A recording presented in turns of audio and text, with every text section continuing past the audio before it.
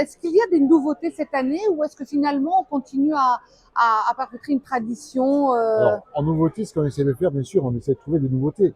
Mais au bout d'un moment, au bout de 18 ans, on s'essouffle aussi. En fait, cette année, ce qu'on a proposé, c'est la taille. 2 tailles par jour, c'est-à-dire le matin et l'après-midi. Il y a ceux de l'INRA qui sont là pour nous montrer comment on taille. C'est les professionnels, c'est leur métier. Et ceux qui ne savent pas, comme ça, ils apprennent à tailler leurs arbres. Ils n'ont pas besoin d'un jardinier, par exemple. Question plantation, Basilica, ça a beaucoup évolué. Donc, il y a beaucoup de gens qui viennent et qui achètent aussi des arbres, rien que pour leur maison, pour arranger leur jardin. On a les producteurs ils ont déjà leurs produits. Donc, on a même quelqu'un qui a acheté à l'époque des arbres ici et qui produit maintenant, qui est devenu producteur d'oranges. C'est extraordinaire. Pour nous, pour l'association, quel avenir pour une fête de village, entre guillemets, comme ça? Est-ce qu'aujourd'hui elle est déjà connue? Est-ce qu'elle mérite encore ou a vocation à s'étendre avec peut-être des alliances avec des villages environnants éventuellement?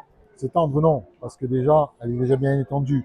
Après, le environnement, il y a plein de tours qui viennent, qui s'installent. Il vient de Cutoli, Bocana, Basilica, il y a de Boconia, de partout, toute la région vient porter leurs produits, quoi. De Bastia, Haute-Corse, Corse du Sud, de partout.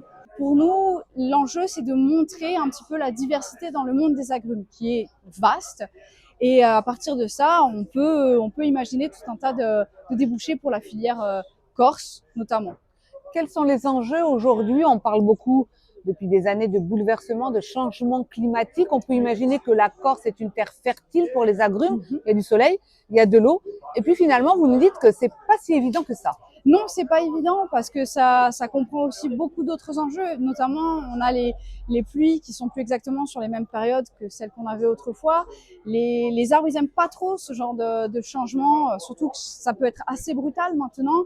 Le bouleversement climatique, c'est une vraie question aussi par rapport aux parasites qui peuvent se développer maintenant ou qui peuvent arriver de l'étranger, des parasites qui autrefois ne pouvaient pas s'installer parce qu'on avait plus de froid. On en a beaucoup moins maintenant. Et puis, on a des chaleurs qui sont aussi plus intenses, plus longues. Ça, c'est pas forcément une bonne chose, notamment que maintenant, on a aussi des restrictions assez importantes au niveau de l'eau. Donc, ça pose pas mal de questions pour les filières. Comment est-ce qu'on s'adapte à tout ça?